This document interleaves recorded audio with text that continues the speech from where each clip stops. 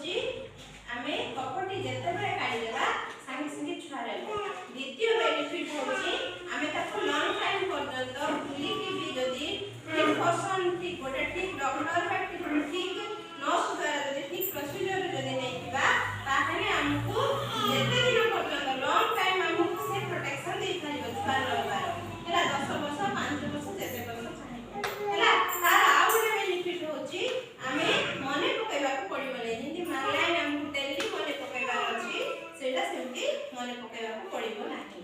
कपट नेलु आराम से रहलु मेंटल स्ट्रेस मध्ये रहबो नाही आउ हमकु से छुआ भितरे गैप रखिबा पई बहुत सहायता करिवो हैला सेटा होची बेनिफिट। आ कपटी नेले टिके टिके हमकु कॉम्प्लिकेशन भी हबो हैला कोन होय कपटी नेले हमकु टिके तळी पेट काटे हैला प्रथम आउ हमें पीरियड जदी 3 दिन ब्लीडिंग होतो 5 दिन हो जाए हैला